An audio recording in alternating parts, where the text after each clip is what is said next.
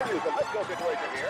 Alexei Deacon going up against another team. Jeffrey Moore has open access to the bucket. What you saw from that normal replay of that last bit of action was Juan Fernandez actually wanting to dish off the against pass to Jaworski. We're crossing the Twilight Zone. That's an eternity of basketball ahead of us.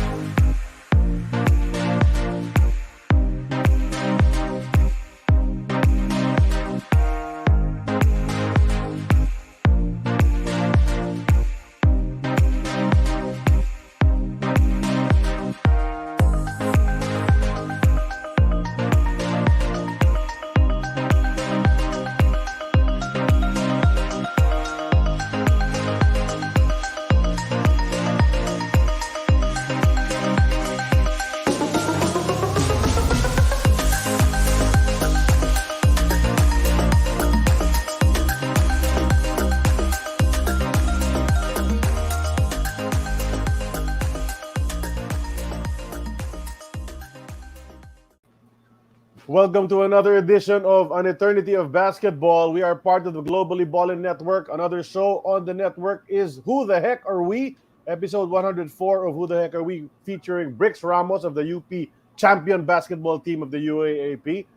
Check that out on their site. The most trending episodes on YouTube for An Eternity of Basketball. Benji Paras is at number 1 all the way down to Philip Cesar. Watch all your episodes and choose which one is your favorite. Next up, we have, we're on Spotify. We're on the YouTube channel of Globally Ballin as well. So you can listen to us. You can watch us anytime, anywhere on the go. Eternity of Basketball. Don't miss any of those episodes. Look at the original articles, audio and video projects on globallyballin.com, the Globally Ballin Network. Check it out. Daming shows dyan. And then follow us on social media. Linktree/globallyballin is what you need to access those stuff I said earlier. So today it's me, Charlie Cuna, together with Sid Ventura. It's a duo. On this day, Jay and Noel are engaged with other things, but let's not with each other. Not with each other. They're not engaged to each other. That's right. But so here we are today, and it's a great show. We're going stateside once again with a former PBA import. Episode 135 will happen in a few moments. We'll bring him in immediately. Great advocacy. He's a former NBA player, Seattle Supersonics, played in the PBA for 3 conferences in 1979 and 1981. Was a prolific scorer together, of course, with the late, great Larry McNeil. I guess we should bring him in, and we'll tell the stories together. Let's bring him in. Byron Dean Tolson, my friend, is here. Hey, Dean, thank you for coming on the show. Hello to all the Filipinos, and I want to thank Charlie Cuna and Sid Ventura for having me on the show. An eternity of basketball. Yes, sir. It's all about basketball, all part of our lives. It from the start till the end, it's all going to be about basketball. We'll talk about it right away. Dean, let's get into it. You know, how did you get started in basketball? What brought you to the courts to start playing with that round ball, which eventually led you to Central High School and then Arkansas and all that? What got you started? It really started early on in life at around 8 years old. Okay. I used to watch Wilt Chamberlain and Bill Russell battle on television when I was growing up, and I made up my mind, I'm going to do that one day. And so I run around the house and I tell my mother, I'm going to play in the NBA. I'm going to play in the NBA. And she said, "You're not gonna play in the NBA." She didn't believe you then, huh? She said, "All of them want to play in the NBA." I said, "No, you don't understand." But see, I didn't know I was gonna grow to be 6'9", did I? Right. I was just 8 years old. That's right. So Mommy Melba didn't believe you were gonna make it back then. Huh? Well, all the little black kids wanted to play in the NBA when they was growing up in Kansas City, Missouri, where I'm from. Right. But I was the first NBA player to ever make it out of that city. Wow, what an achievement! Awesome. Which NBA team did you root for, Dean, growing up? At that time, I wanted Boston to win. I wanted to grow up and play for Bill Russell. Good choice. And that's exactly what I did. Exactly, which did happen to you later on. But when did you first play organized basketball, like varsity basketball in school? Was it already at Central? Church league. Okay. I was just 8 years old, and that's the first time I put on a uniform and played with all the other little guys. And I realized I was better than they were early on. And I just kept outgrowing them as well. I just, tallest kid in my class. Yeah, that's right. And so as time went by, I just kept working on my game, getting better, and never quit. First one to the gym, last one to leave. And I could just kind of do whatever I want to do out there because nobody could run as fast as me or jump as high as me or handle the ball like I could. And in high school, I averaged 30 points a game and 20 rebounds a game. How tall were you already by then? I was 6'8" in high school. Wow. Okay. Yeah. And when you were playing center, I'm pretty sure, right? I played everywhere. Yeah. Okay. You're right. They start me as center, but I played everywhere. You were one of those positionless guys when positionless wasn't around yet, right? Yeah. I was a utility guy. I could play anywhere. That's just where the coach wanted to put me because nobody else on the team was, better than me. And so I had to play center and block all the shots and get all the rebounds and shut the middle down and, play tough defense. And the next man on my team probably had 10 points. I had 30. Yeah. So you had a little help. You had a little help. A little help. Yeah, just a little help from your teammates. Kind of like Gilby's. Like when you were at Gilby's. You help from Gilby's, right? That's right. Well, you had a lot of help from your boy Larry. I think the next guy was probably Willie Tanduyan with 6 points a game or something like that. Willie. Yeah, Willie. We also had him a few weeks ago on our show. Right. Yeah, he had a lot of crazy stories too. But so you were at Central High School, playing ball there. And how did these scouts from Arkansas see you? Did they recruit you 30 from points there? and 20 rebounds a game is how they saw me. Yeah, okay. So they how many other schools? I was the top player in Kansas City, Missouri at that time in 1970. Yeah. Matter of fact, I was the top player in the whole state of Missouri at that time. Yeah. But why Arkansas? How many schools were recruiting you back then? Well, you're getting into the education thing now, and that's where I eventually want to go with this. And so we can help a lot of kids out there that don't understand what it means to get an education. Right. Yeah, but how many? How many schools? All these scouts were coming. I had probably 100 and something, closer to 200 schools. Wow. But none of them would do what Arkansas did for me to get me in. So, that's the big rub right now is you can't cheat for these players to get them in these major institutions just to play sports. They have to get their lesson and get their education to stay in school and not cheat for them and give them money. It's wrong. But Dean, was it like we see in the movies sometimes, some of these basketball movies that they've showed the past few years, that the coach actually went to your house? Did Larry Van Eman go to your house and talk to you, talk to your mom? No, he came to my house, and he talked to my mom, and he convinced my mom to let him take me down to the university there. Okay. And he knew I couldn't read. He knew I couldn't read and write. Okay. And what did he say? Well, my mom wasn't educated, so she didn't know that. So Larry just told you, Coach Larry just told you, I'll take care of you. You come with me, I'll just take care of you. Yeah. And so my mom believed him. Okay. She had no idea what was going to happen. Mm-hmm. Yeah. How did you get by in college? Well, everything was done for me. Mm-hmm.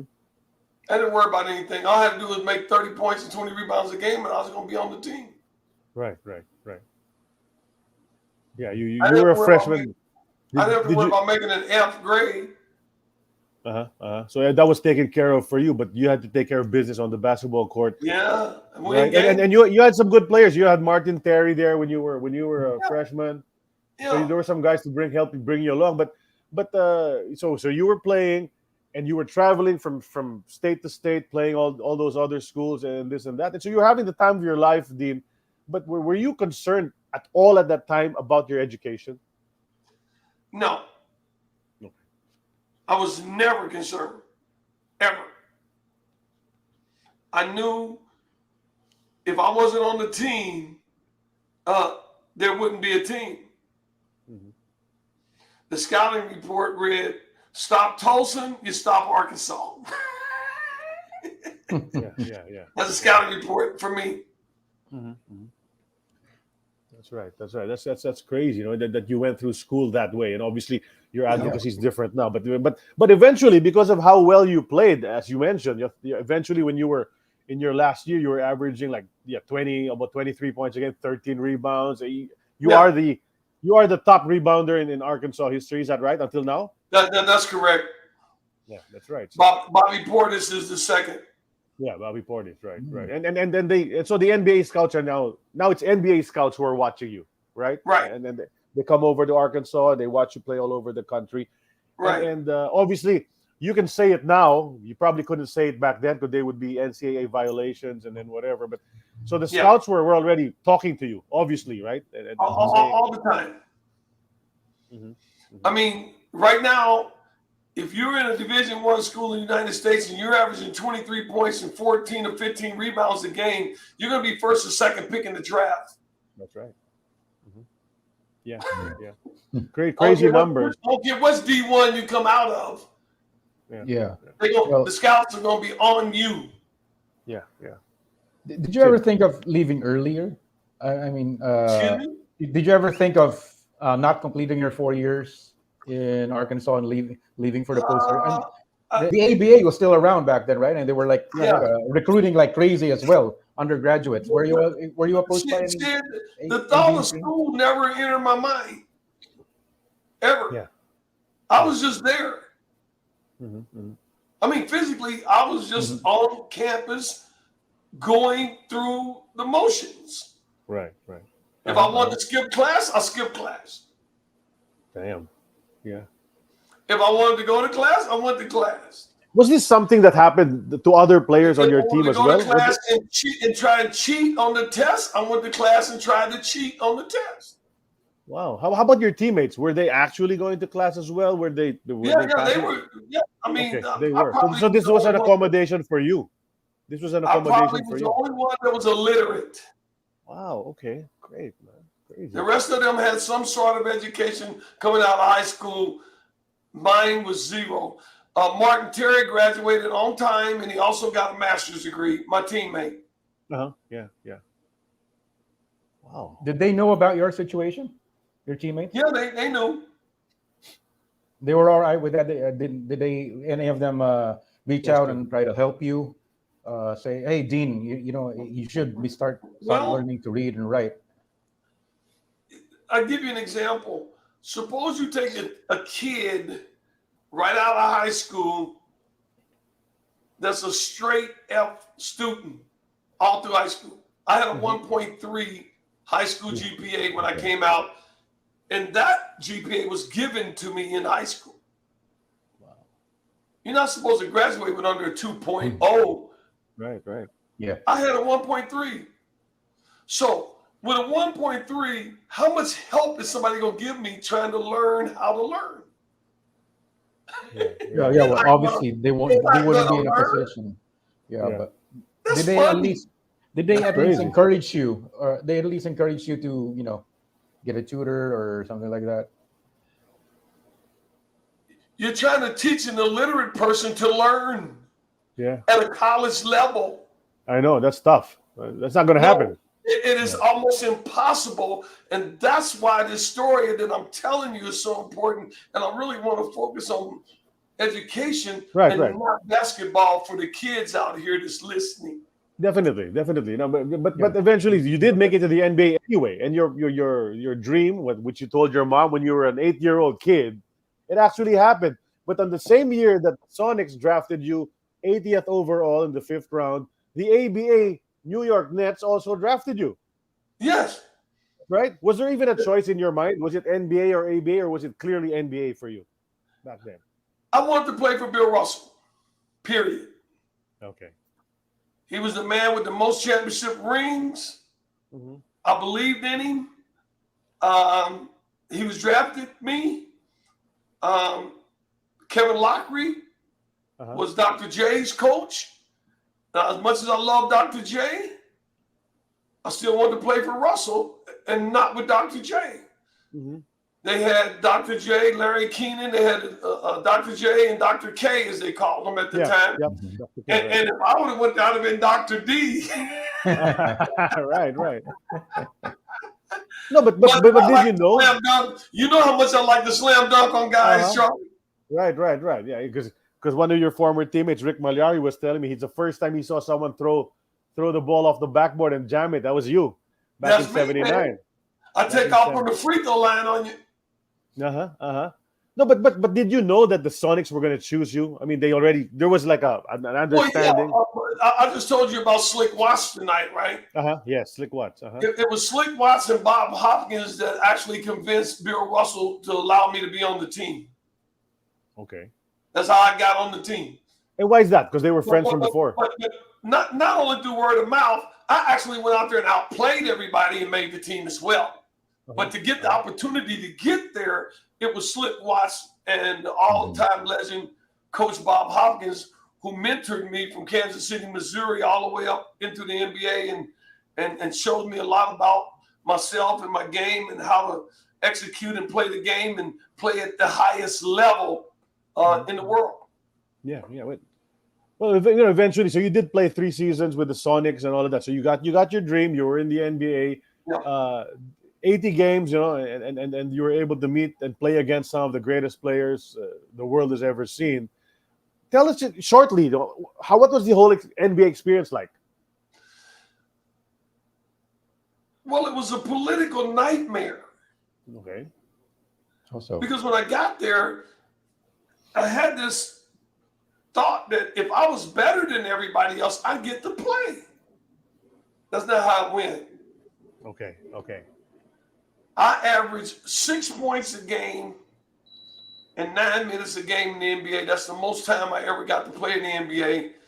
And I could score a point a minute against anybody. You found that out when I came to the Philippines. It didn't matter what man was in between me and the basket. Did Kobe Bryant think about who was in between him and the basket? Never. Did you ever see me care about who's in between me and the basket? Yeah. When the Washington Bullets come over there, did I put about 25 points on them? yeah.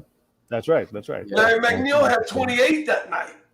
Yeah. You guys were crazy, the two of you, putting up numbers. And I'm slam dunking backwards, alley oops and stuff. Larry's throwing me alley oops for slam dunk, backwards slam dunks on Elvin Hayes and Wes Unseld over there. And if they would have let us play the whole night, we might have beat them. They only played like 28 minutes, had 25 points. Larry played like 30 minutes, had 28 points. Yeah. And then they had to let some of the other guys play, sit us down. So if you don't sit me down, I'm going to get 40. Yeah. Give chance to others. But how does it feel, Dean? So you're in the NBA, but then you realize it's not going the way you want it to go. So now you're overseas. You're playing in the Philippines, places you've never been. You're playing South America, you're going, I became the international vagabond basketball bandit. Yes, sir. I'm the villain of the PBA. Yeah. I'm Filipino Dino. Filipino Dino, yeah, that's what they call it. And I pack the house every night. At the every Big night. Dome. Yeah. They turn out every night to see that Larry McNeil, Dean Tolson duo every night. It was never less than 20, 25,000 people in there. Mm-hmm. And when we play Toyota Christmas, it's 30 in there. Yep. Yeah, that was crazy. It's crazy. Uh-huh. And so I set it off, and Larry always set it off. But the referees didn't like Larry and me, and they called fouls on us that they shouldn't have, and they wanted the other team to win, and they make sure that because we scored all those points, they had to do something to offset that. Do you remember that they went to one player on the floor because of me and Larry? Do you remember that? Right. One import import at a time. You guys import couldn't at a win. time. Yeah. We scored so many points, they had to only let one American play now. Yeah. Yeah, Other teams were affected by that as well. I remember that. Even there was that crazy rule. Yeah. They didn't like that, how we were doing that. They said it's cheating. It's unfair. It's kind of like Elvin Hayes and Kareem Abdul-Jabbar taking dunking out of the game. Whoa. Yeah. Are you kidding me? You don't ever take dunking out of the game. Yeah, that's for right. no reason. That's ridiculous. It's tough to understand, right? How you can just change the rules on the fly. Hey, Stephon Curry don't care. Yeah. He just hit a three from the half court. Since he been in there, he don't care. Yeah. Hey, Dean. Sid prepared a bunch of photos. So we can go through the whole memory lane quickly. We'll go through those photos. I told you we're going to enter what we call the time capsule now, and the time capsule is a bunch of photos. We'll go through your career, whatever we were able to find. Let's enter the time and capsule. tell the people to go to deantolson.com. Yes, sir. Definitely. And check out my website. We will. Yeah, definitely. There it Read is. about Dean Tolson on deantolson.com right there. So let's go. First photo of the time capsule. This is brought to us by this is brought to us by Champ's House of Chicken Tagaytay. It's Roast really chicken good. with Spanish rice and garlic sauce. Check out their social media. Yeah, it looks Champ's great. House of Chicken, and call them up. Order your roast chicken with Spanish rice and garlic sauce. Okay, this is time capsule Really brought good. to us by Champ's House of Chicken. Uh-oh. Here you are. There he is. There you are, Arkansas, number 34. Is that right? 54. 54. Is that Bill Walton you're going up against? That's Bill Walton. Wow. Yes, sir. And that's Jamal Wilkes behind him. That's right? Jamal. Uh-huh. Yeah. Who? Number And then that's 52. Dave Myers, number 25. Oh, yeah, right. Dave Myers. That's right. Dave Myers. I'm And guessing then they had UCLA Andre won this McCormick on game. that team. I'm guessing UCLA won this game because they also had that. long- Absolutely. I had no help until you stop Arkansas. Yeah. Well, look at Bill Walton. Stop Arkansas. Looks like he probably blocked the shot, Dean. Did he block the shot? Did Big Red I block would this? get double and triple teamed all night. Uh-huh. Is there any significant? Points. I'm averaging 23. They better double team and triple team me. Yeah, that's right. But is there a reason why you chose 54? The coach made me wear that number. I was 34 in high school. Okay. He said, "You look bigger with 54 on than 34." I said, "Man, I don't like the number." But he's the coach. Yeah, Yeah, that's he's a a coach, strange. so I had to make me wear it.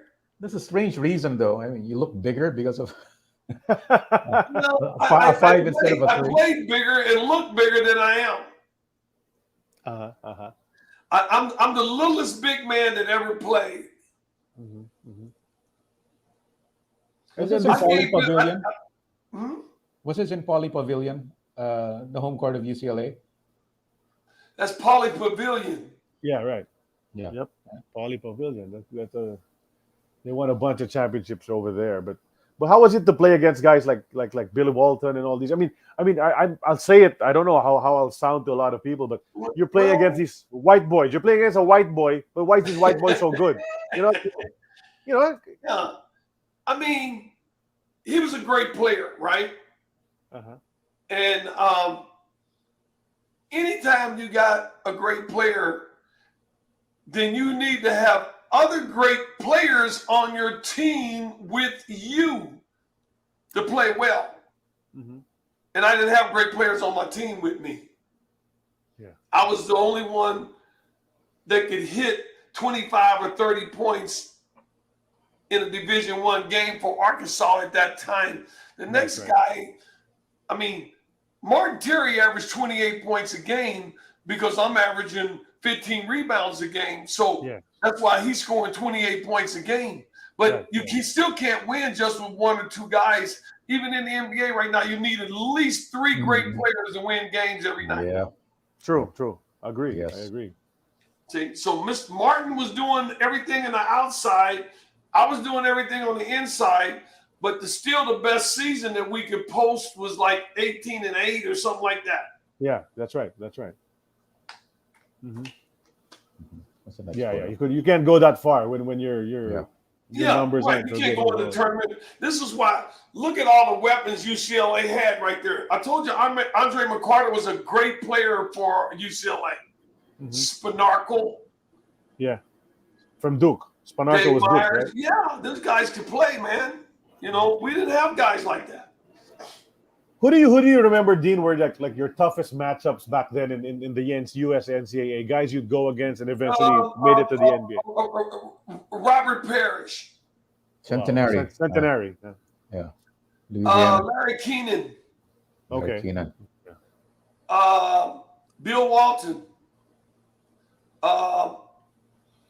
Marvin Barnes. Okay. Bad News Barnes. Yeah. Bad News. Yeah. But still, these guys, they couldn't stop me. It's like I had 33 points and 18 rebounds on Robert Parrish. Right. You know, it's just like, if you see where Walton's hand is up over the rim, he was great at defending and not fouling you, but make you miss the shot. Mm-hmm. And he made me miss that shot. Right. And so, if you got a guy like that to shut the middle down, then the rest of the guys can just run free all night. They get out on a fast break and get free layups down the other end and all that for him playing defense like that. It's still a big man's game. Mm-hmm. Yeah. But Stephon Curry's kind of making some changes with that. Yes, he is. Definitely. He has been for the past few seasons. But look at these changes with that. Yeah. Look at this skinny guy on the right side from Arkansas, man. Look at that. Who's that guy? He looks like he's trying to turn the corner there on somebody. That's right. Yep. How old were you there? You're probably about what? 19. Yeah, about 19. Sophomore year. Yeah, sophomore. Yep. Crazy. Did you play against some of the greats? Okay. And I want you to know, I set all the records at Arkansas with meningitis in my back for 3 years. Wow. I almost died my freshman year. How were they treating that? How were they able to help you medically? I had 6 spinal taps. Wow. And I was dizzy and fainting and everything. And then I didn't really get my strength back 100% until I got in the NBA. Then I was playing at full strength by the time I was 21. All right. I was bitten by a bunch of mosquitoes one night. And they were carriers. And when you read my autobiography and memoir, there's many Dean Tolson stories in there about how I went from where I did in the ghetto of Kansas City, Missouri, until where I'm at right now, which is graduate of master's degree in magna cum laude from the University of Arkansas. That's right.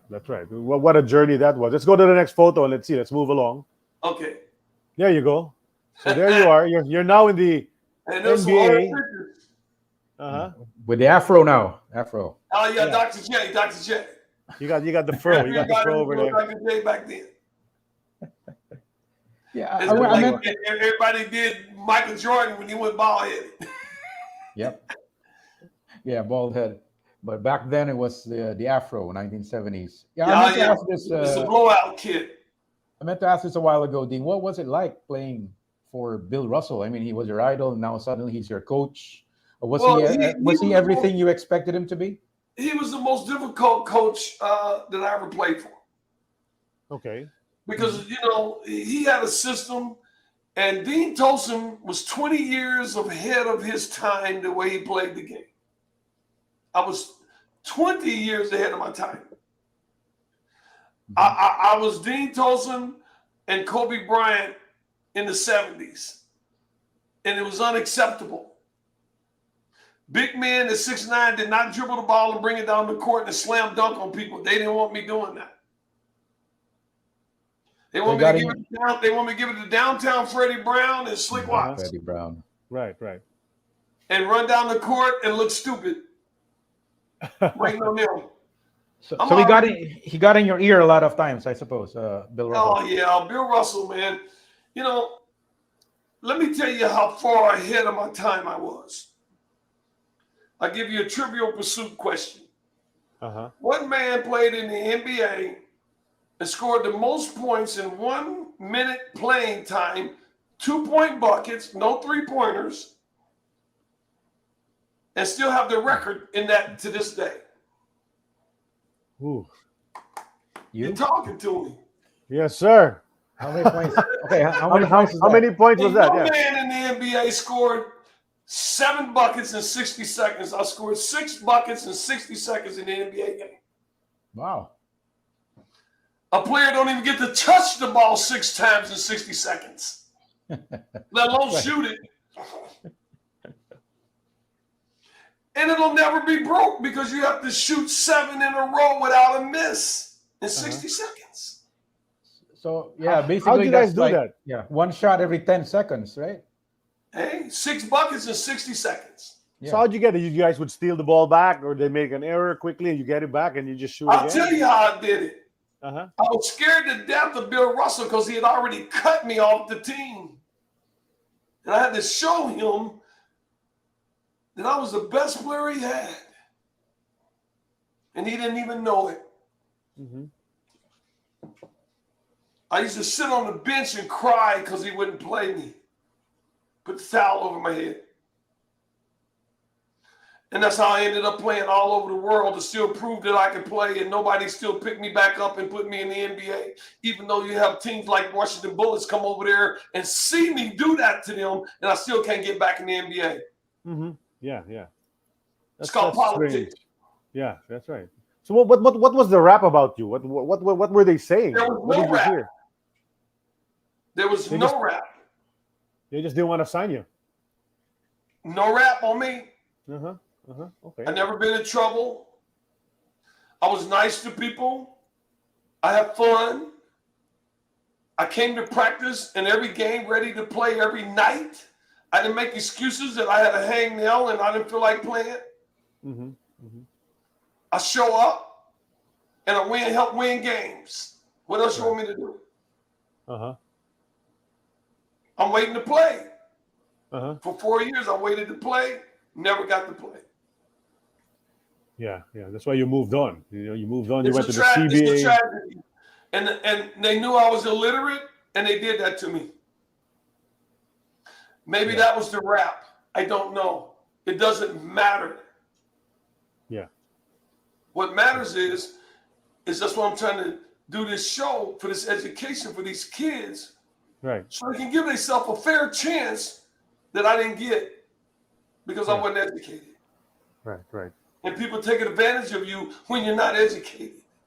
Yeah, because there you are. You're playing against the Buffalo Braves. That's Paul Ruffner and Jim Washington trying to guard you on the right side. You know, if Russell played me 10 minutes, I had 10 points. If he played me 15 minutes, I got 15 points. If he played me 20 minutes, I got 20 points. It went like that the whole 4 years, but I didn't get to stay on the team. Yeah. Well, that's tough, but that's part of your story. I mean, Well, that's my legacy. Yeah. And I wasn't looking for him to give me a spot on the team. I earned it. Yeah. Nobody puts you in the NBA because they like you. Yeah. Hey, remember when the imports used to come over to Manila? Remember when they come over and the coaches will watch them play, and then the very next day they flying out. Right. You remember them doing that? Yeah. Of course. Bring another player in. It happens still today. Yeah, still happens still today. Okay. And that's what I'm trying to tell you is I used to tell guys, they would come over there and play me and they guarded me. I said, hey, man, you seem like a pretty nice guy, right? I says, I got 25 in this halftime. And I'm going to tell you what, if I score 45 or 50 points tonight, they're going to fly you home tomorrow. And I said, I'm just letting you know how they do that over here. And you better get busy. Yeah, because the imports have to be Superman here. He's a nice guy. Yeah. And see, Larry called them pork chops. He said, we got pork chop tonight. He said, I'm going to get 60, 70. And I said, Larry, don't do that, man. It's because some of the guys, we liked them. And some of the guys that we didn't like, then we scored 40, 50, 60 points on them. Well, he's I'm hearing not you. talking about me and Larry together. I'm talking about individually. Yeah. You guys were really tough, man. You guys would put up points. man. There's you and Larry. Talking to Coach Kumar. I averaged 45 points in one of the rounds over there. That's right. Okay. That's right. But how did you learn about the PBA? Who was the first person? That's a nice story. Well, to reach out to you. I met Larry McNeil in the CBA, and Larry was playing for the Rochester Zeniths, and I was playing for the Anchorage Northern Knights. And Larry rolled in the Anchorage Northern Knights, and the weather was cold, and below zero, and it's hard for them guys to get warmed up over when they come in there, when they fly in there. We sit by the fireplace waiting on them. And so Larry was averaging 37 points a game and leading the CBA in scoring. And then we had the second leader scorer, his name was Ron Davis. He was averaging about 32 points a game. I was averaging probably about 26, 27 a game. We were scoring like 140 points a night on guys, okay, in Alaska. And so Larry rolled in there, and I held him to 37 points. I ruined his 37-point average and held him to 17 points that night. And he said, who is this skinny clown? He screwed up my average. Then he went in the locker room and tore up our whole locker room after the game. And he said, you going to the Philippines with me. That's how I ended up in the Philippines, is Larry McNeil. So someone recruited Larry, and then Larry recruited you. Yeah. To come over here. Yeah. That's how I got to the Philippines. And when you came to the Philippines, what did you see? Sorry, Sid. No, same question. Go ahead. Yeah, what did you see when you came here? You saw your teammates. What did I see when I got to the Philippines? Yeah, I mean, basketball-wise. You saw your teammates. You saw your coach. You went to practice for the first time. I seen a beautiful country. Yeah, it's beautiful. I mean, it's like paradise, right? And so all of the pretty women running around, I'm trying to figure out how I'm going to keep my concentration on basketball, right? Yeah. And win games. And I did a pretty good job of that, and not make a lot of mistakes while I was over there, and execute my game, and be professional about it the best I could. I was a professional over there. Yeah. And then you were roommates with Larry, or did you have your own room? Yeah, we was roommates. Okay. And we had a chauffeur driver to take us everywhere, all over the city. Yeah. And then my second, third year, I started driving myself around. Oh, really? So you drove around Manila? The drivers that you have, they tell all your business. So I they go back and tell Honey Boy all your business, what you're doing. So you didn't want that to happen. You didn't want Honey Boy to know. I'm smarter than that, okay, Charlie? Honey Boy Palanca. So you did your own thing. Yeah. You'd think a guy with a name like Honey Boy would let you do whatever you wanted, right?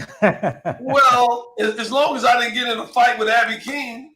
Yeah, he let we'll me get do to whatever I that. wanted as long as I do that. Yeah, I'd like to say hello to Honey Boy and the Polanco family.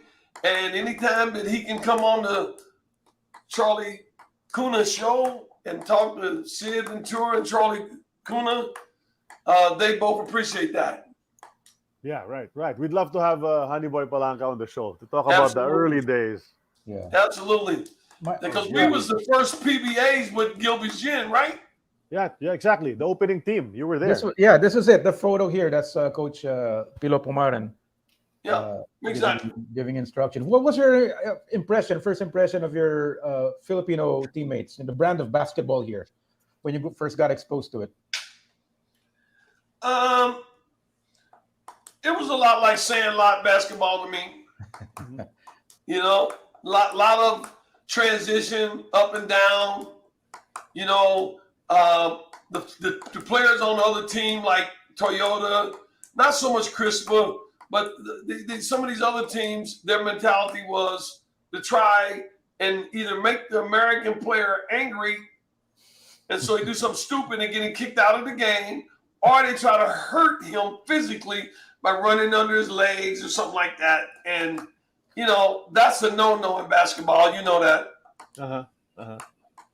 Right. And so if they did that, they need to kick them out of the game and not the player that got mad for doing it to them. Right. They had it just the opposite of the way it should be over there. Right. That's why I had trouble. Yeah, you got into a few. I wasn't used to playing like that. Yeah, you got into it with a few players. Of course, there's that famous. People are talking about it with, like you said, you had your own thriller in Manila. Yeah. And they said I cited a riot over there, and I wasn't trying to start no riot.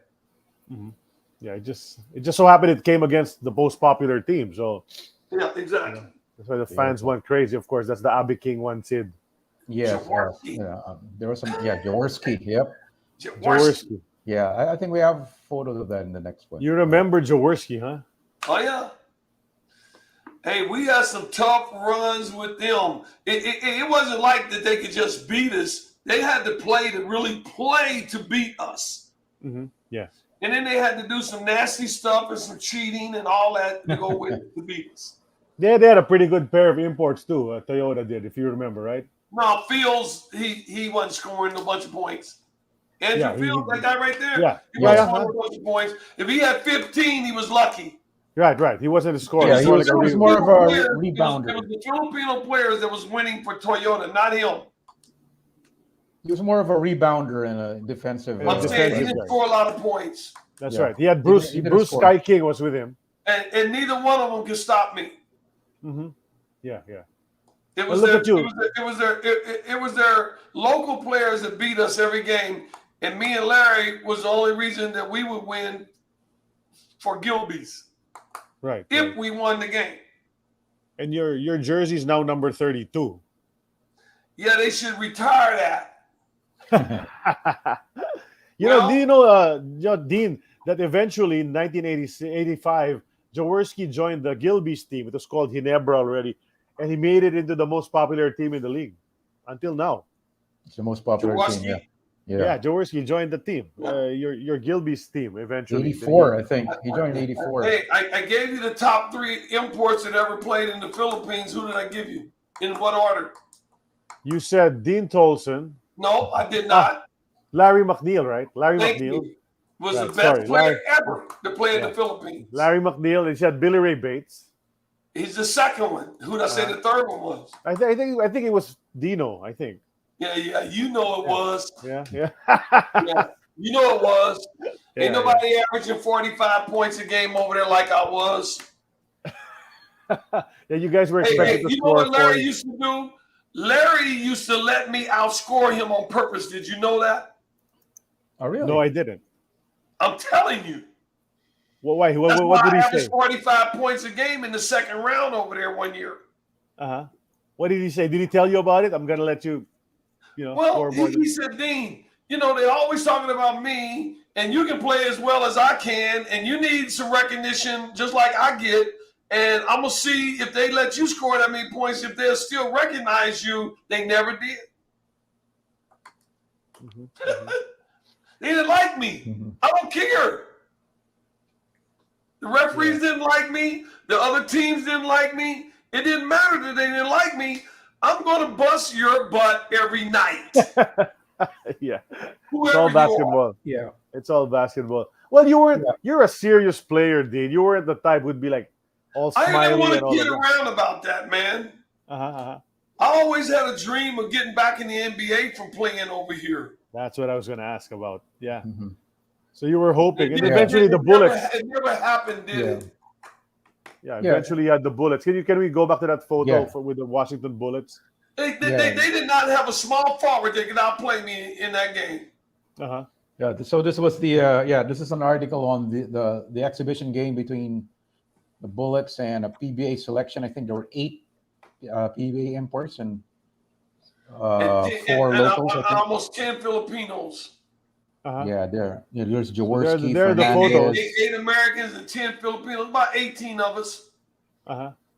Yeah. And Larry had the best game out of everybody.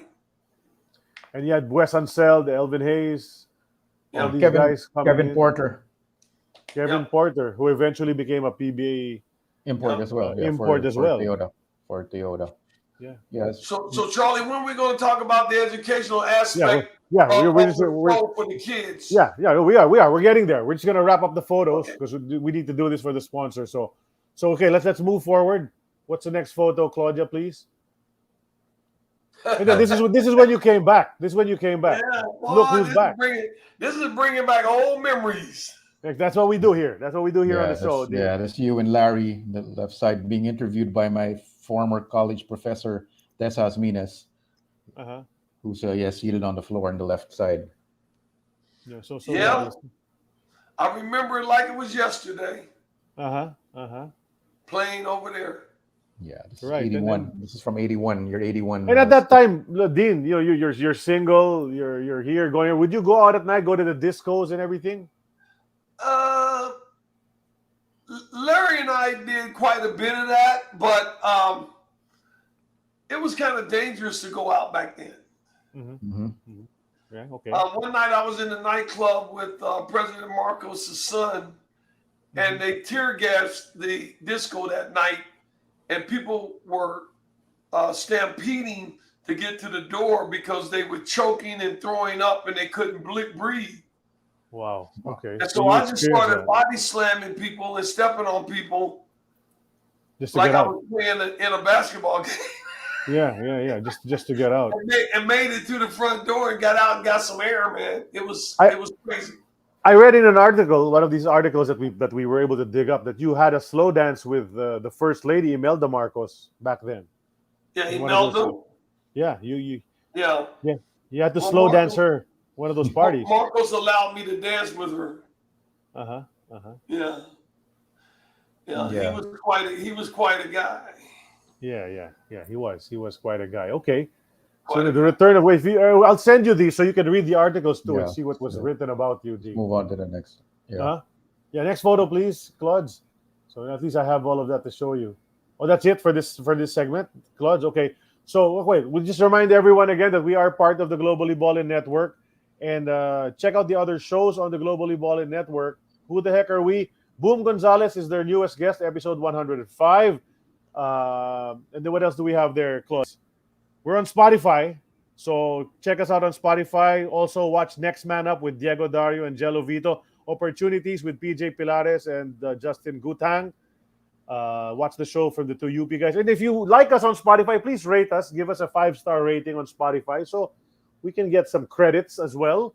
And you can become our monthly supporter on AEOB.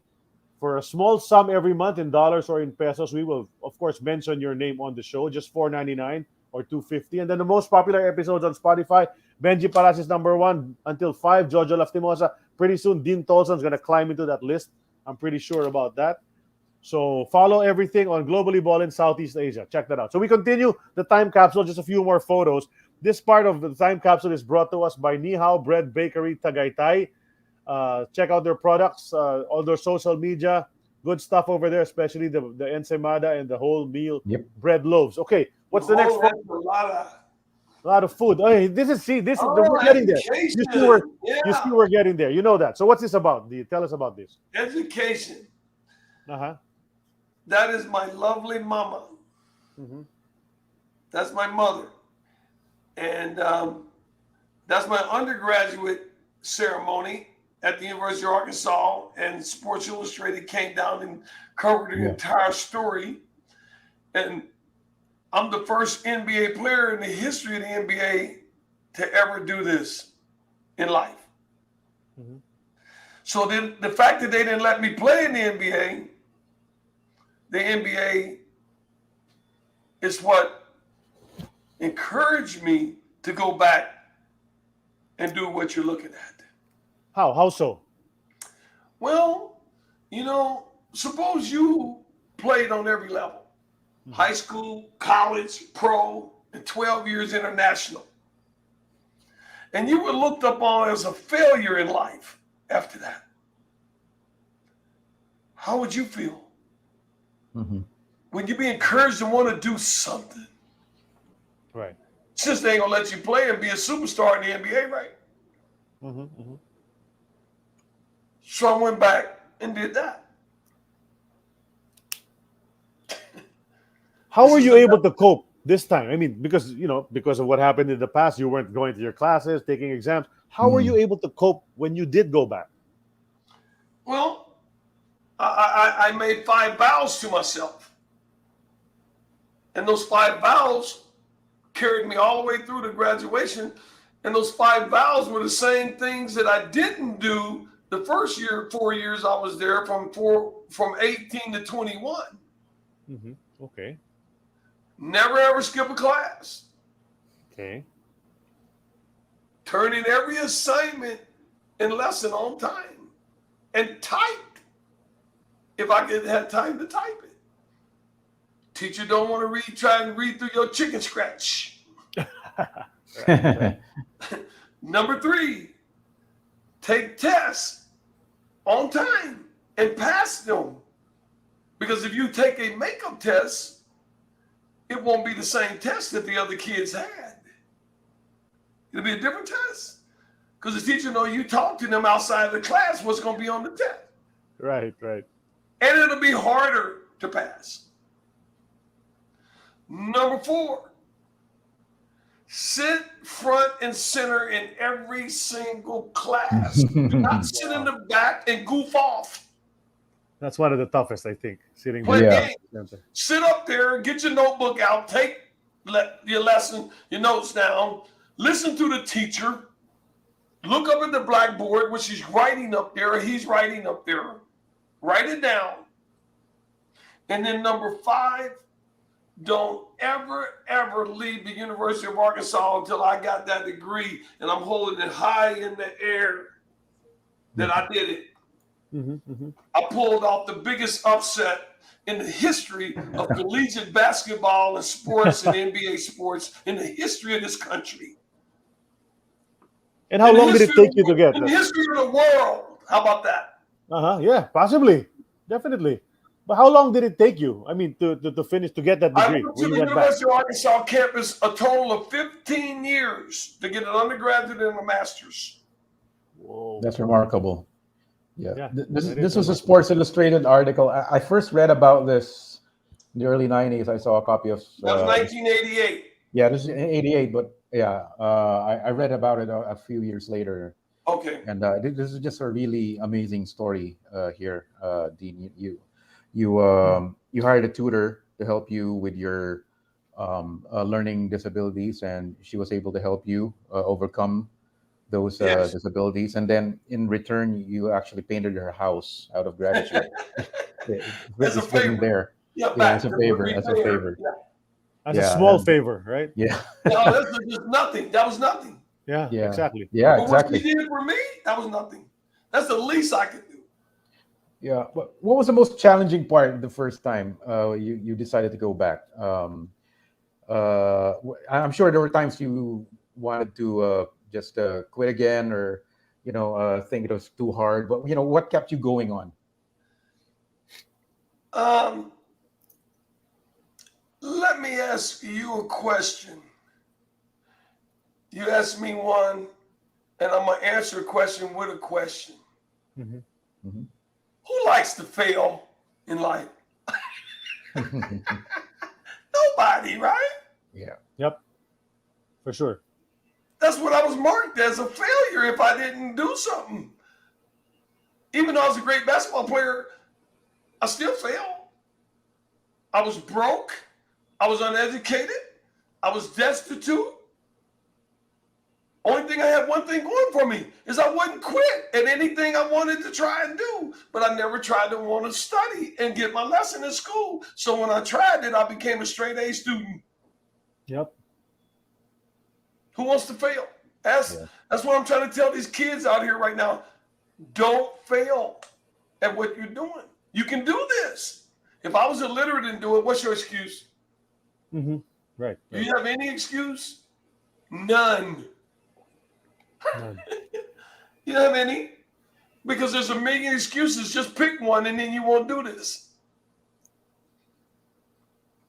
Yeah. Well, I can use my cell phone and Google it. Hey, all the answers ain't in Google or on your iPad. Mm-hmm.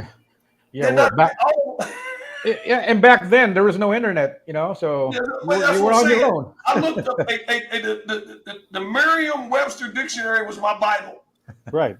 And you went to the library too, I'm pretty sure. Every day. I studied 15, 16, 17 hours a day to overcome illiteracy. That's awesome. I studied 15 and 20 hours a day to get a master's. How tough was it for the masters? Yeah. Was it much tougher than getting the regular college degree? Well, yeah, but yes, but no. Okay. I know that doesn't sound plausible, but let me tell you how. In the undergraduate degree, it was all memorization. In the master's degree, it's all research and discovery. Yeah. Mm-hmm. And so the hardest part in the master's was statistics. Master's level statistics. Yep. I know the feeling. And that stood between me and graduation in my master's degree. And going into the finals, I had a 97 and a 95. And the teacher tricked me. And I got a 65 on the final and ended up with a B in the class. Oh. Okay. I should have graduated summa cum laude, and I ended up graduating magna cum laude. Okay. Not too bad. Not too bad. Well, had she not tricked me, I would have did it. Yeah. You want to hear the trick? What'd she do? What's the 4 levels of measurement in statistics? Sid, that's for you. Oh my gosh, yeah. This is like from 35 years ago.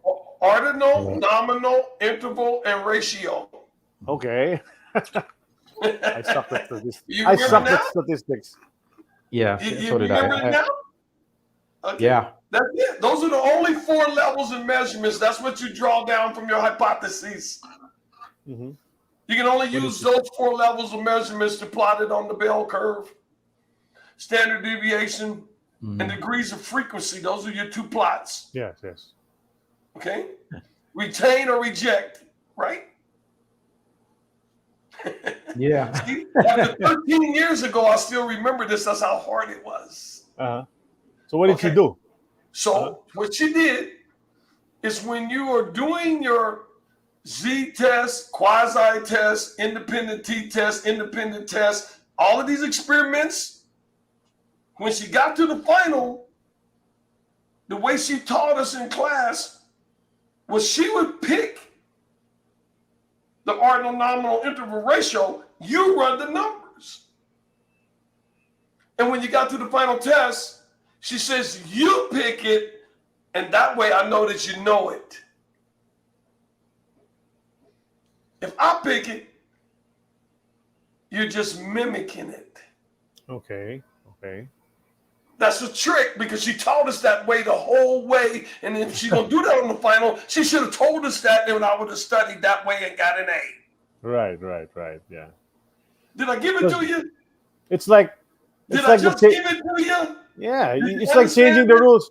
It's like taking the dunk away. You can't just do that Did midstream, you right? understand what I just explained to you? I did. And see, that's what you have to do with kids when you teach them in class. Don't trick them. Teach them. It's not fair. I agree. It's not like looking up Google. You're not teaching them that. You're teaching them a skill. Yeah. And there's a reason why they call you if you teacher. don't teach them a skill, teach the skill the right way. Don't trick them. I can learn anything. I have a photographic memory. Mm-hmm. Yeah. Your name is Charlie Kuna, and your name is San Ventura. Uh-huh. Did you talk to the teacher after that? I did that all through school, but I didn't know I had a photographic memory until I went back and started learning. Yeah, that was mentioned in I the Sports developed Illustrated article. Yeah. Did you talk to the teacher after that and say, hey, I didn't like your style or something? Yeah, well, what I got to do, I made friends with all my teachers. Well, that's the right thing to do. They're my buddies. Uh-huh. Because they're going to tell you secrets, like tell you what to study for. Mm-hmm. Or if you skip class, see, you don't get to hear that. Right. See, you can't read all the material that it takes to graduate from college. It's too much. That's why you got to go to class and take notes and not skip class. Because you're going to miss something when test time comes. Mm-hmm. I hope the kids out there are listening and that this is important in their lives and that they're going to be successful in education and in life if you follow some of these examples that I'm speaking to all the kids out there about tonight. Mm-hmm. It's serious, isn't it? Yep. It's the most serious thing we do in this life. Yes. Yeah, especially now. There's an education crisis. Right.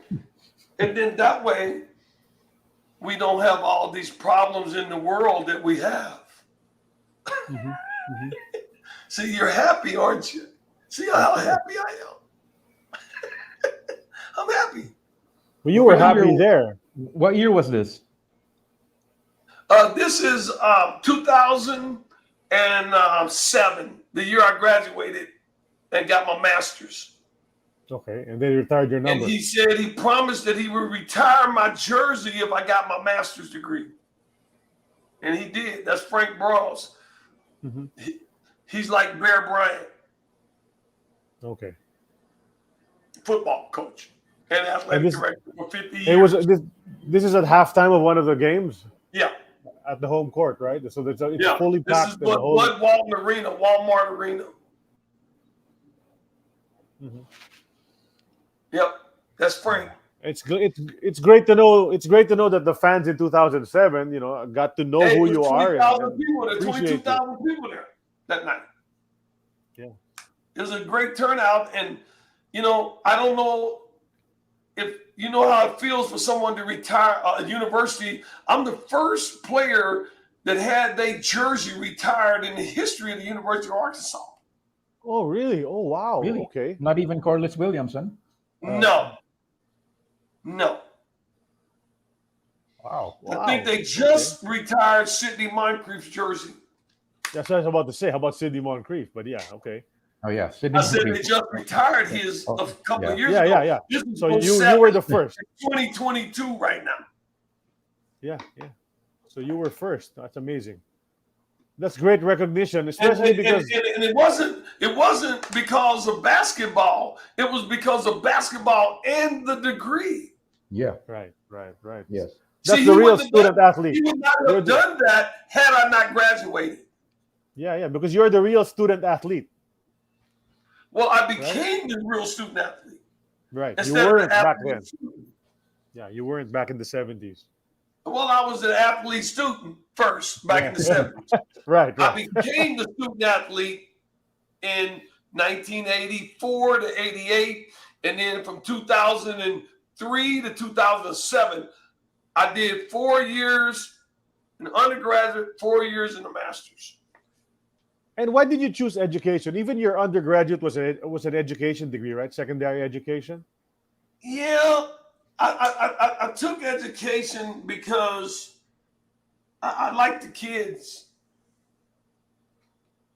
I wanted to teach the kids and show them that they all can do this. Mm-hmm. All of them. If you give me an opportunity to get in front of them, I can prove to you they can do this. But I'm being so politicized and politicked out of the opportunity, I can't get to them. It's a tragedy. It is. Not only in America, but in the world. It's awful. Take the politics out of it and get to the kids. They need it. That's what makes it a better world for all people. How have you been applying the education you learned from University of Arkansas, Dean? Are you teaching, or do you have a whatever I've been public tutorials and speaking for 40 years about kids getting education. Mm-hmm. Mm-hmm. And I spoke to probably 100,000 or more kids in an auditorium and gymnasiums around the country. This is so serious to me because look how many opportunities I was faced with to fail and never do this. Mm-hmm. I went through hell to figure this out, man. Yeah. And we know that most kids are not going to figure it out because of financial reasons or whatever their reason is. They'll make an excuse not to figure it out. You know NBA players don't go back to college and graduate in numbers. You know that, right? They don't do it. Yep. That's why I say I'm the first to ever do it. Yeah. We have a comment from one of our viewers here, from Guy Lodge. He is a personal friend of mine. He's watching on YouTube, on the YouTube channel. Yeah. And this is serious business about this education in these kids. And I told Charlie, I don't mind coming on and talking about basketball, but let's focus on helping these kids in the world, man. Right. In Filipino, did I ever tell you the story about Marcos inviting us to his castle and hitting his fist on the desk at me? No, not yet. Okay. You want to hear the Marcos story about education? Sure. Go ahead. Yeah, go. Okay. Definitely. The Washington Bullets and the imports and the Filipino stars after the game were invited to Marcos' castle. And Marcos, of course, was the center of attention. He's the president. And so Dean Tolson asked the question. And that question went like this. Why do you rule these people in the Philippines over here with an iron fist and treat them the way you do? I tell you, Mr. Tolson or whoever you are, who do you think you are? He said, these people over here are uneducated. And I know the Filipino Constitution forward and backwards. And I also know the United States Constitution forward and backwards. And you don't know either one of them. And I went, whoa. Is that still a reason to treat them that way? You still kept with it, okay? I'm saying, really? Yeah, and all the players turned and looked and said, what's going on? What did Dean say to him? It was crazy. He kind of went off on me.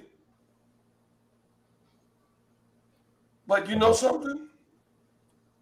I'm glad I did that. Yeah, props to you.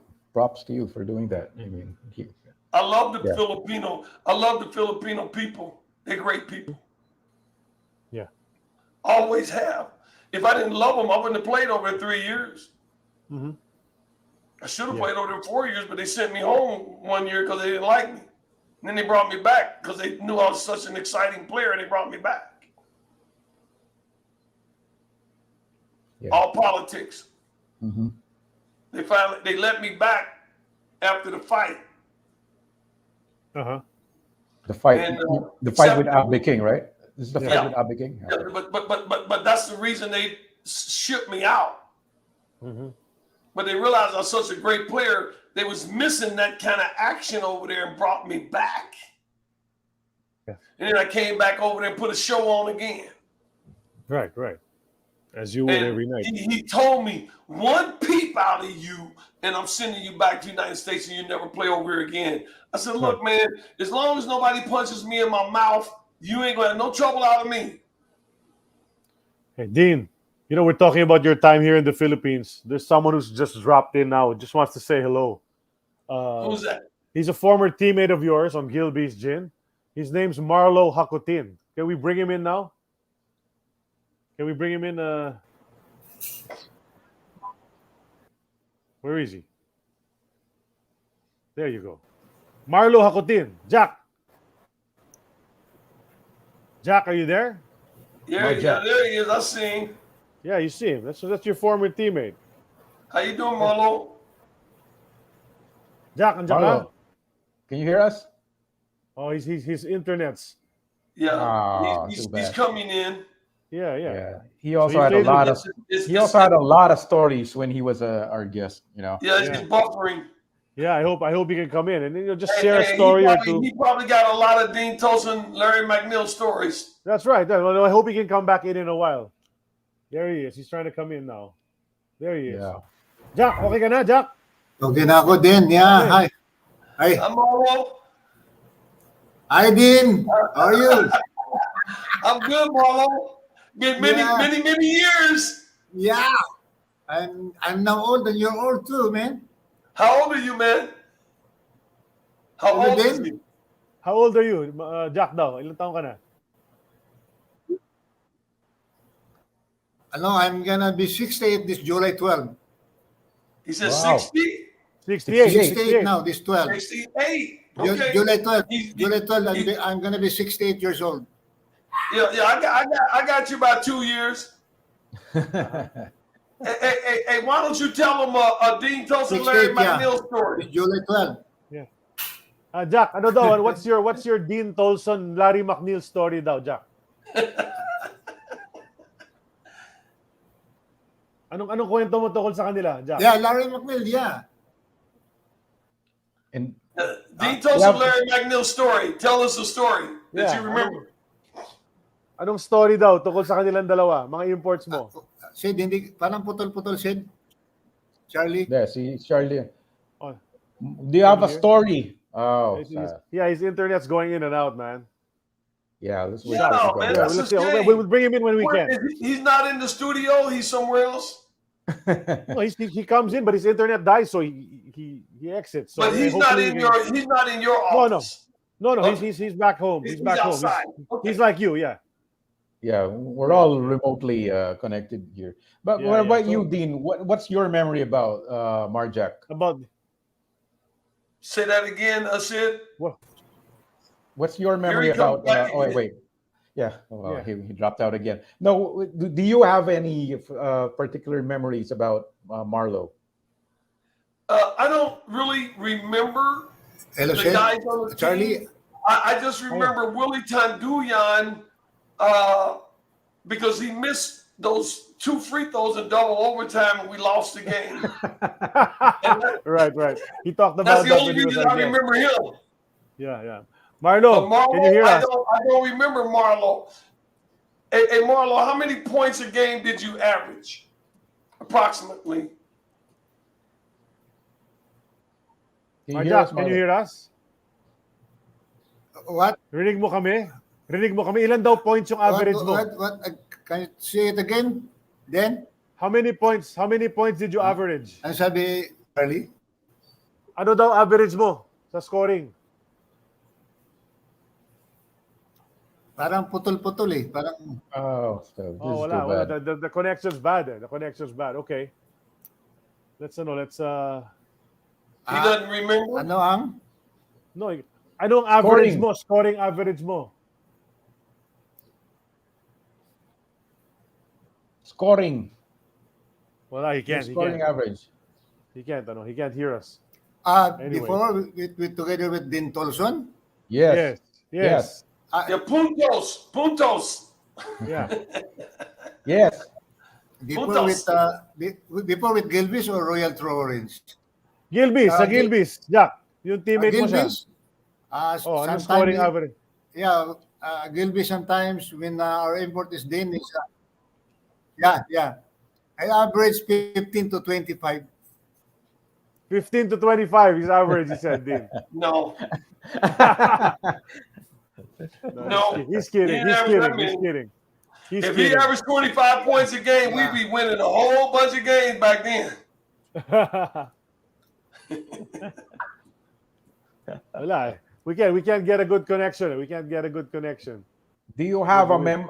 Oh, yeah, he dropped out again. That's too bad. He didn't. We went together. He's not. He's Oh, not. yeah. He's not coherent in answering the It's question. it's No, you the can't, connection. because the audio's It's the bad. internet. The internet connection. Yeah, the internet connection's bad. So Yeah. I don't think we can. like. Yeah. Yeah, we can't Like get him. this one. Okay, anyway, let's just continue. Do we have some photos still? Claudes? Yeah, that's Yeah, about. there you are. That's about the graduation again.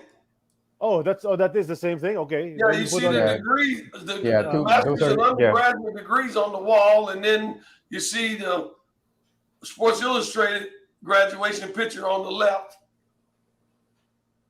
These are your two diplomas from Arkansas, undergraduate and masters. Yes. Nice. Yeah, I got the master's. I got the undergraduate in '88. I got the master's in 2007. Right. That's great. I mean, What did you do in between the 2 degrees, Dean? You know, I ran a carpet and upholstery company for 20 years in the city of Tacoma, Washington. In Washington. Okay. Yes. And then when I hurt my back, I went back and got my master's degree once I sustained a permanent back injury. Ooh. I hurt I have bulging herniated disc in my back, and I never recovered from it. Are you undergoing any sort of therapy? Oh yeah, I'm always being medically treated for my medical problems and issues. I'm 100% disabled, and I served in the military here as well. 100% military disabled veteran. I was in the Army, United States Army for 5 years. Were you stationed anywhere abroad? I was stationed in Fort Polk, Louisiana, and Fort Sill, Oklahoma. okay. Now, isn't this guy the quarterback in the NFL right here? Hey, Yeah. Sid, did you check the photo? Who Isn't do he you a know? quarterback in the NFL? I think so. Well, Someone just sent it to me. He is when I was going up to New Jersey to get medical therapy, and that's how I met him. Oh, okay. The NBA sent me up there to get medical therapy on my back and my addiction from painkillers and all of that for my back injury. And I got rehabilitated and got my life back on track. And then after that, I went back and got my master's. That's great. And then I think he was quarterback for the Miami Dolphins. I think. So I met another him up athlete. there.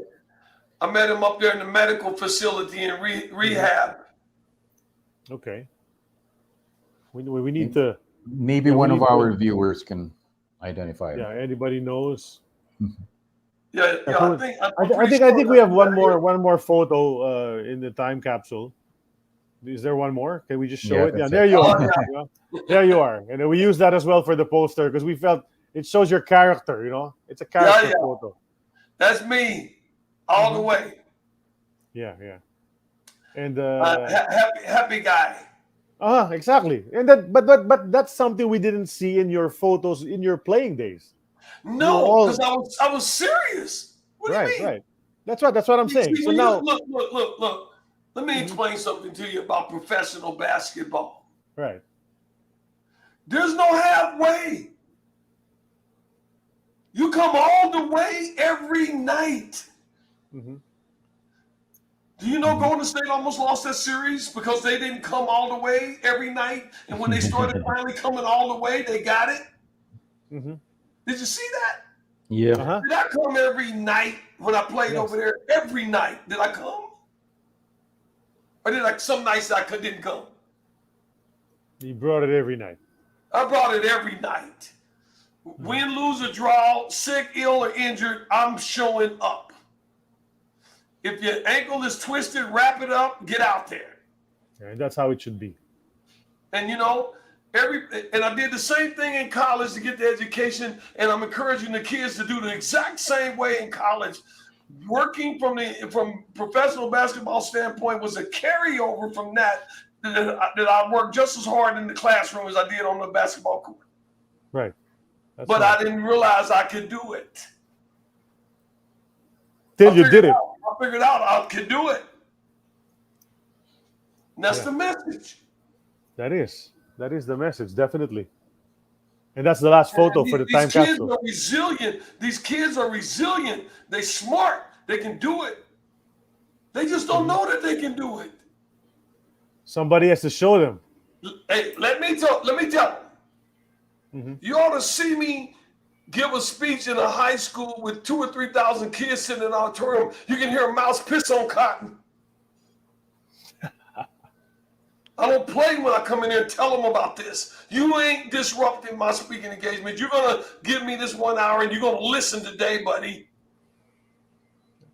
Because that's what happened to me. I never listened to nobody. And when I started listening, I started making A's. Magna cum laude. It's the truth. Magna cum laude, right? At magna cum laude and should have been summa cum laude. What for that statistics? Oh boy, what a journey. I even was inducted into the National Honor Society That's right, for that's right. colleges and institutions in Chicago, Illinois. That's right. Mhm. First NBA player to ever do it. Mhm. And I'll probably be the last. I was about to say that. And probably the last. You took the words right out of my mouth. I was about to say that already. You're thinking like me, Charlie. Uh-huh. That's good. I like that. I like Yeah, people who think. Yeah, I'm a deep thinker, and that's No, what you're people don't making understand about everybody me. think. Everybody who's listening to us today is thinking because I've seen the comments and everybody's impressed with the You story have to be thinking. all the time. You know what? I'm not the smartest guy in the world, but guess what? I'm the hardest working in the world. And many times that beats the smart ones, huh? Man, you never. Larry McNeil didn't even work as hard as I did. Yeah. You know why? Because I played offense and defense, and all he played was offense. That is true. Yeah. And he's no longer with us, and he cannot defend himself. but But you're right. he's listening. He's listening. He's probably Dino, laughing right now. Filipino Dino. But I don't care. He still was the greatest player ever in the history of the Philippines. Yeah, he could put up points. He could put up points. Dean, I know, we've gotten you already here for about an hour and a half. We're going to go into our final segments for the show. Okay? So we're going to enter what we call. What are we going to talk about, Charlie? Yeah, we're going to enter what we call the Twilight Zone, which means we're about to end already. In the Twilight Zone, we have different things we're going to ask you. The first part of the Twilight Zone is a thing called X's or O's, brought to us by Hinilaban, Adlai, and Coffee. Go to hinilabanstore.com to check out all their products, please. Really good coffee and healthy Adlai for us. Okay, in X's or O's, Dean, I'm just going to hit you with some choices. and you tell me what your choice is. You don't even have to explain. You just tell me. You just choose. I'll tell you A or B. You choose. Okay? Random. Yes. Rapid fire. I'm going to give them to you right Okay. now. Okay. Okay, Dean. In your PBA career, 1979 or 1981? 1979. 79. Toyota Imports, Bruce Sky King or Andrew Fields? Andrew Fields. Andrew Fields. Anchorage or Rochester? Rochester. Rochester. 1974-75 Sonics or 1976-77 Sonics? Both 1975 and 1976. It's a tie. It's a tie. Okay. Wes Unseld or Elvin Hayes? Elvin Hayes. Elvin Hayes, the Big E. Okay. Big E. How about this? I don't know if you remember these guys. You played against them. James Hardy of Crispa or Byron Snake Jones of UTEX?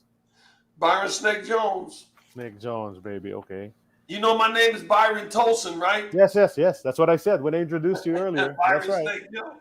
Okay. Do you remember Crispa? Atoy Ko or Toyota? Sonny Jaworski?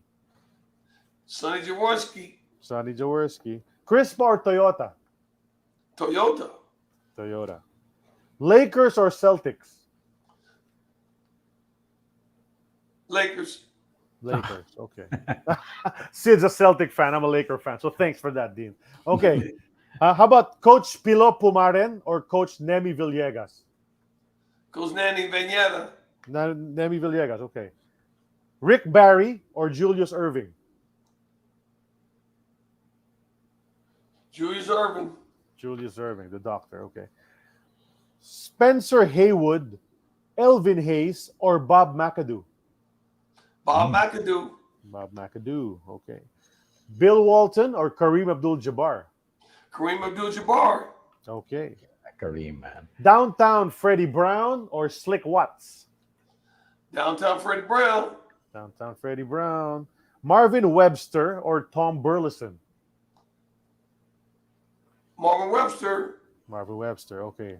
DJ or Gus Williams? Dennis Johnson or Gus Williams? Man, that's such a Mr. Offense and Mr. Defense. Gotta go with Gus. Gus. Okay. Gus Williams. Paul Silas or Mike Bantam? What's the first name?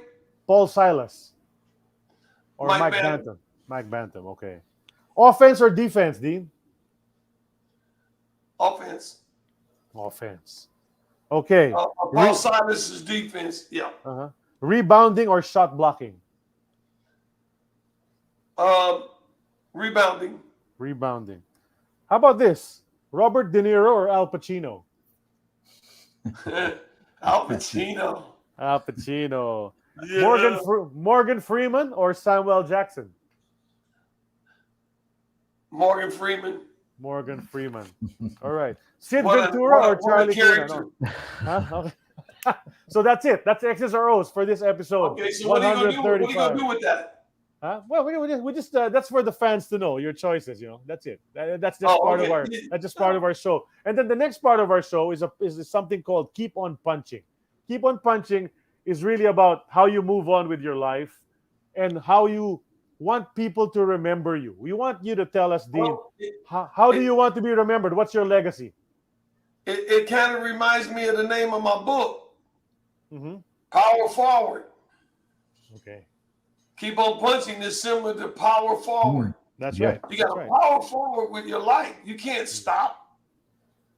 Mhm. And the power forward is an NBA term. Yep.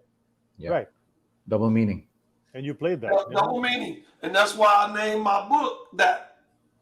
Because that's what I had to do when I went back to class at the University of Arkansas. Hey, look at that. I stunned everybody down there when I did that. You know that, right? Yep. They were stunned because everyone betted that against me that I would never pull that off because I had 80 hours of F grades on a 124-hour transcript. Yeah. And it's impossible to overcome a deficit like that. And I asked them, could I file for academic bankruptcy What's up, Andrew Fields? What's up, baby? Big Some old Drew. friends. Some old friends are coming around, huh? Yeah. How do you want to be remembered? As a Uh-huh. power forward and inspirational memoir about a literate boy who went from living in an orphan home to becoming a professional athlete. That's me. Mm-hmm. Yeah, that's right. That's right.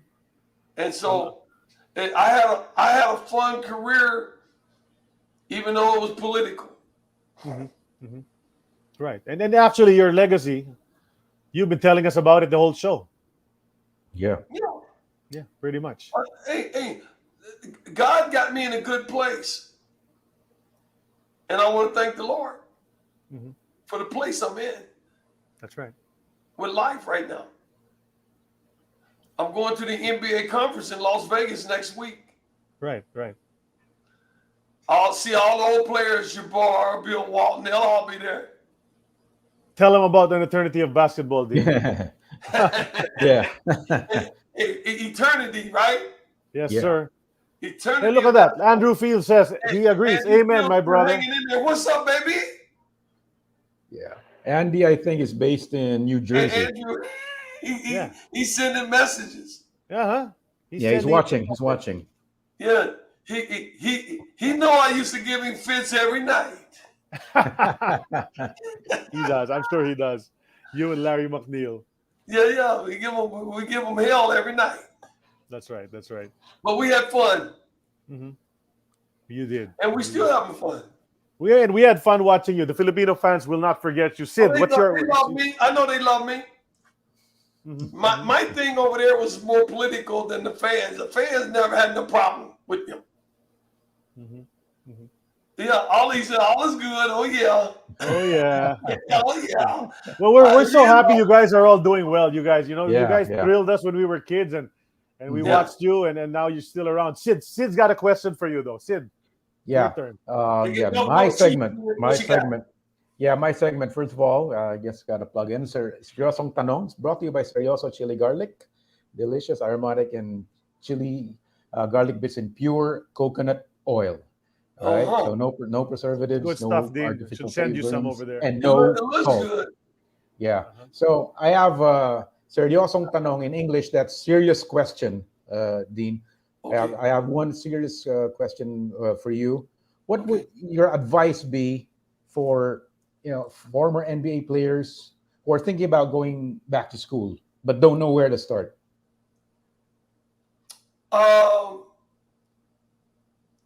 It depends on their career, to me.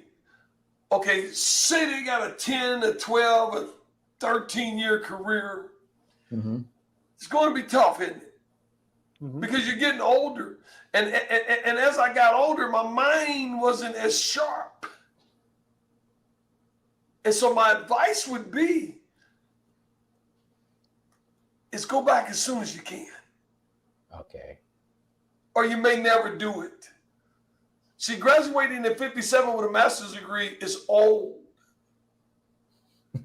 And the only reason I was able to do that is because I had a photographic memory. And people don't have good recall in their life.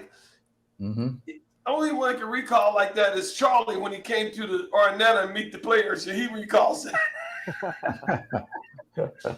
Yeah, but if it came to his lesson in school, he probably not going to do that. See, Okay. you didn't remember the statistics. I purposely forgot that thing racked up my But brain I back in college. remembered it, see? Yeah. It's been You're awesome. 13 years ago I did that. Mhm. And I still remember it like it was yesterday because it was that hard. I'll never forget it till the day I die. Okay. And that stood between me and graduation, Sid. Mm-hmm. Getting summa cum laude. Yeah, that Exactly. question. So your advice is for them to go back as soon as they can. As soon as they can. And I have the same advice for the little children. Start learning early. Don't wait till you find out you're in trouble to try and start learning. It's a routine. It's a system. It's a process. And it ain't no lukewarm situation. When in education, you're either all the way in or you're all the way out. A C average coming out of college is not going to get you a quality job out there in the real world. Right. You get a 2.0 and asking for a job, and you got 20 kids in front of you that got a 3.8 and 3.9. Who you think they're going to take? That's right. That's right. So I'm just trying to say to you, the competition is so stiff. There's no lukewarm position with it. You got to be all the way in and making those grades, man. That's right. It makes sense what I'm saying? Of course. Yeah. Yep. Of course. Yeah, you just can't show up. It's like playing a basketball game. I don't want guys on my team to just show up. Hey, man, you come to play, man. Yeah. Right. Right. And you have more respect for the person if they do that. You have, even though they didn't like me in the Philippines, politically, they respected me because they knew I was coming to play every night, didn't they? Yep. I had their respect. Well, as a player. You wouldn't have come back. They wouldn't have invited you back if they didn't respect you, had right? their respect. Right. Yeah. Exactly. Yeah. Yeah. And this is anything in life, isn't it? Mm-hmm. It doesn't matter what you're doing. You're doing a radio show. Mm-hmm. You're serious about it, ain't you? Mm-hmm. You didn't come lukewarm and half do it.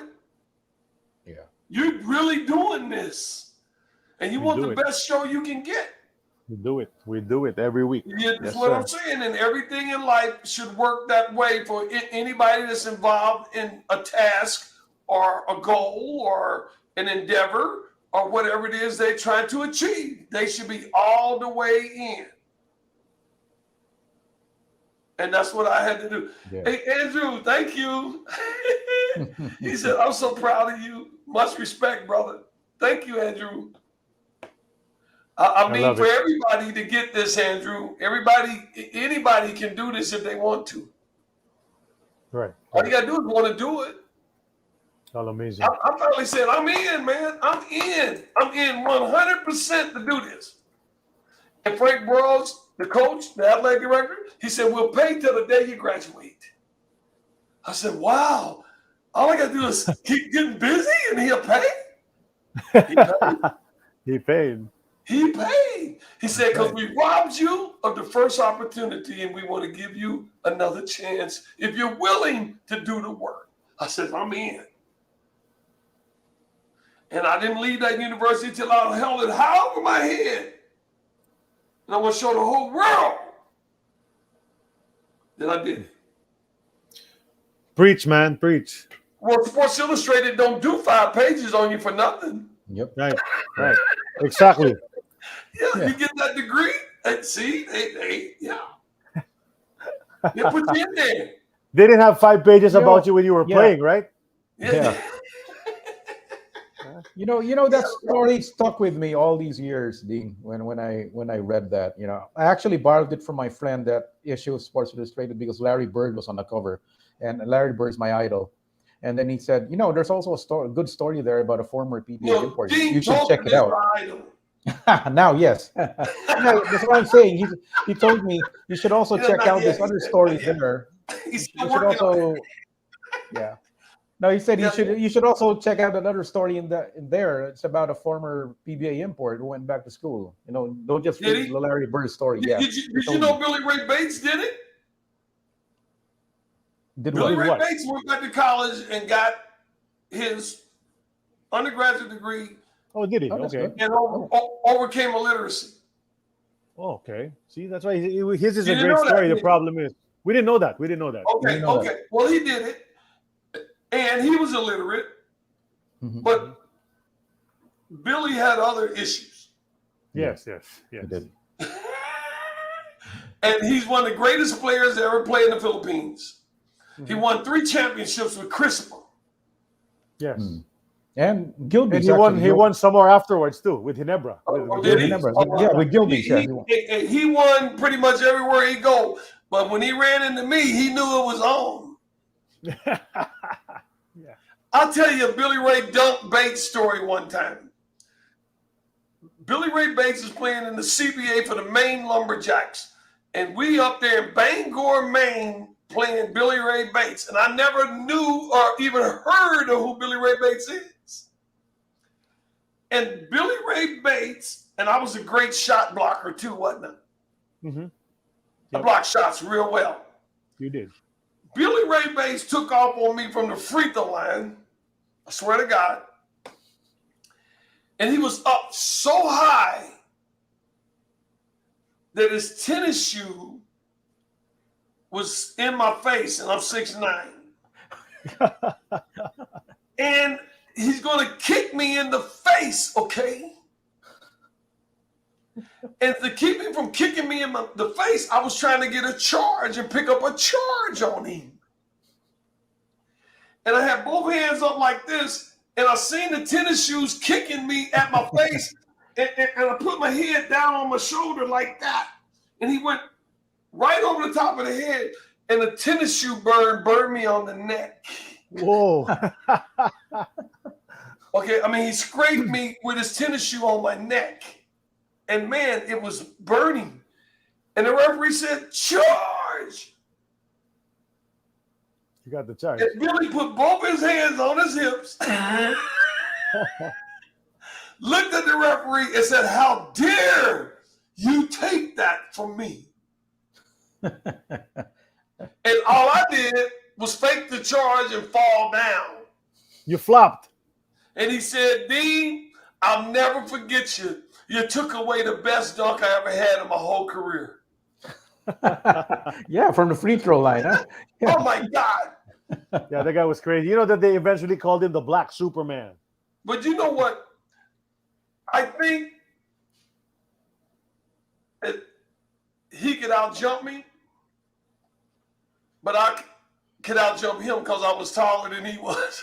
Mm-hmm. Yeah. You had a few inches on him. You had a few inches on Billy Ray. I had a 48-inch vertical, That's Wow. awesome. and I'm 6'9". Mm-hmm. I was in the NBA Slam Dunk Contest, the first one they had, against David Thompson in Denver, Colorado, Mm-hmm. 1976, 77. ABA. NBA? NBA. No, that was the NBA then.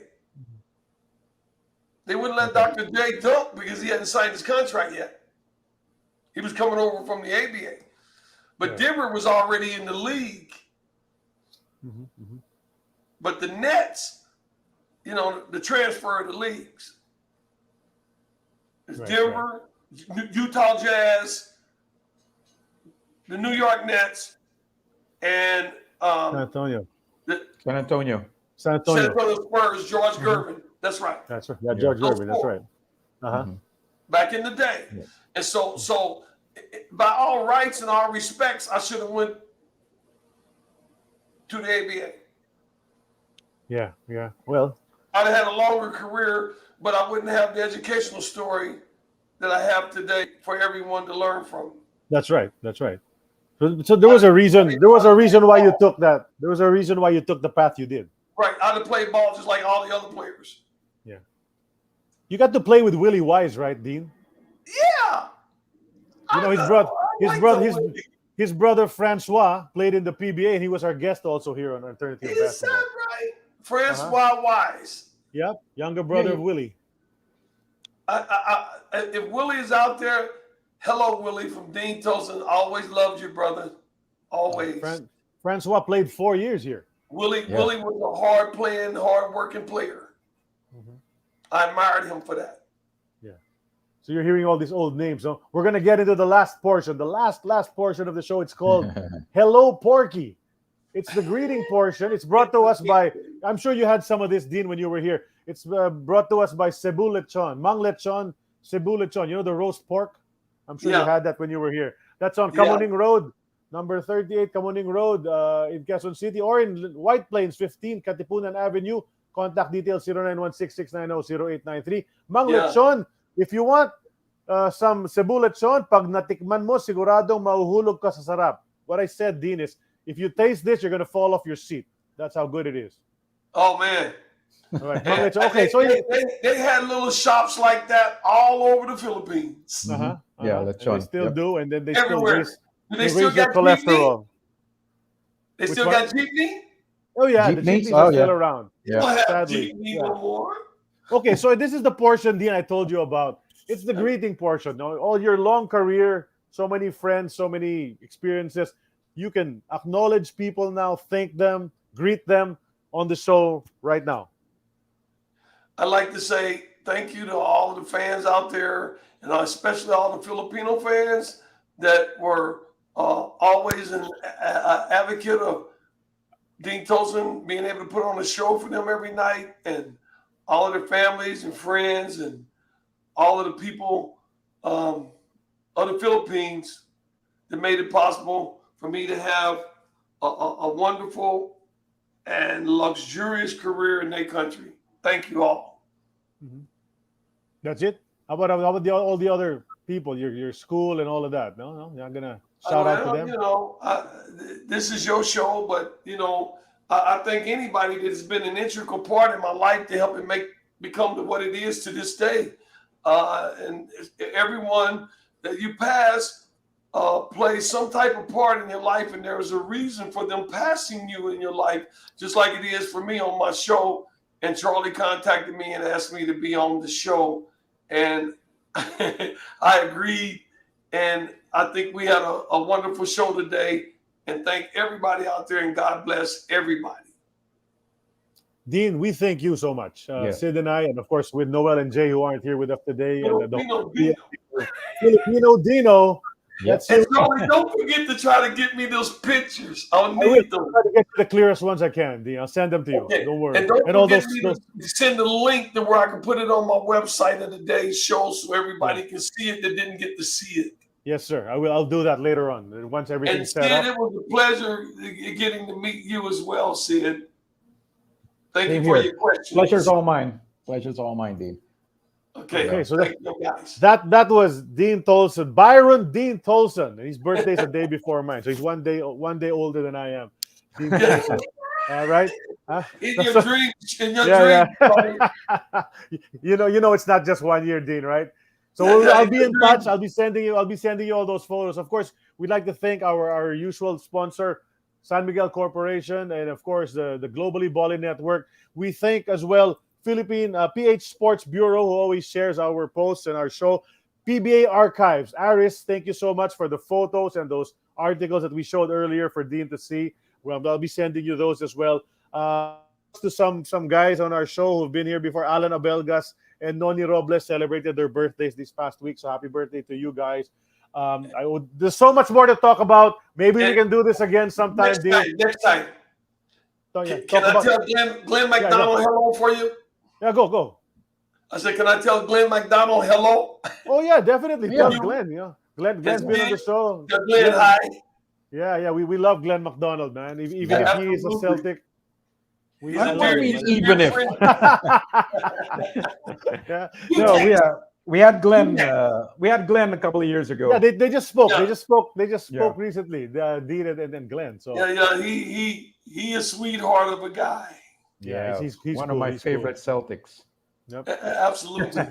So Dave Cowens. Well, there's a lot of them. That history is crazy, Lakers and Celtics. But now we got a Sonic on our show, and it's been great.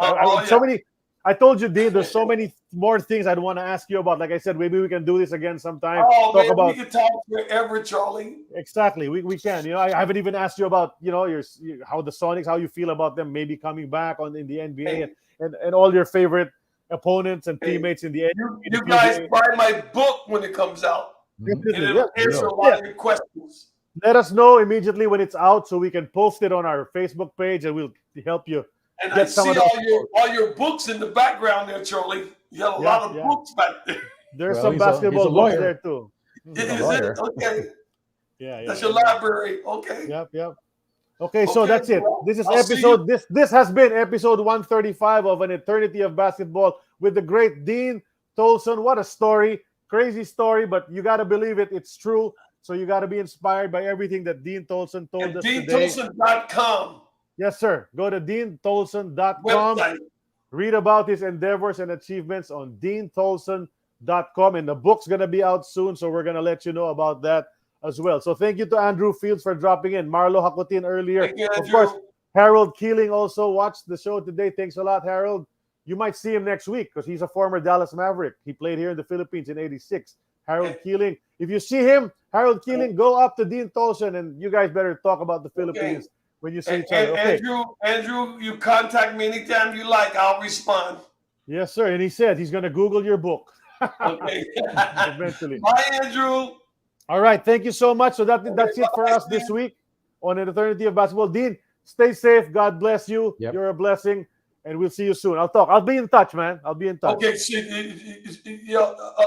Email me, Charlie, or text me. I will. Right. Sid Ventura, Okay, bye-bye. Charlie Cuna saying goodbye. Maraming salamat sa inyo lahat. God bless you all. We're signing Bye-bye. off. Bye. Take care, Dean.